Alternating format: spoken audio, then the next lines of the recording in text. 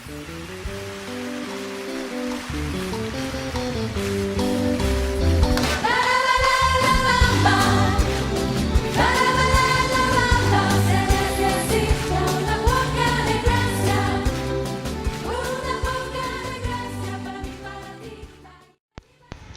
tenue de ville pour hommes indique le costume.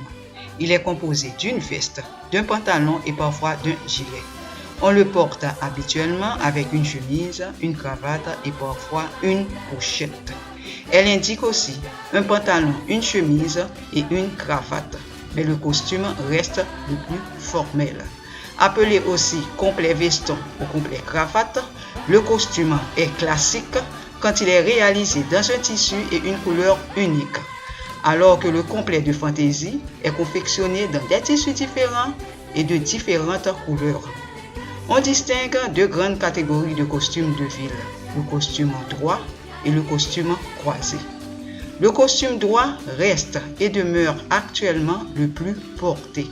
En effet, on le porte la journée comme le soir, pour le bureau, pour les réunions d'affaires, les cérémonies officielles ou les mondanités.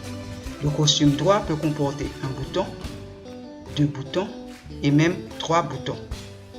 La version chic du costume droit est le costume 3 pièces, qui se compose d'une veste, d'un pantalon et d'un gilet.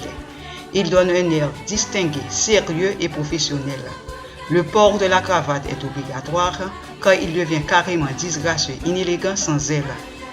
La veste peut rester ouverte à cause du gilet. Le costume croisé peut comporter 4 boutons et même 6 boutons. Il est élégant mais pas formel.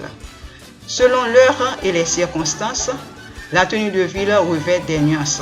En effet, le soir, elle consiste obligatoirement en un costume très foncé, une chemise blanche et des chaussures noires.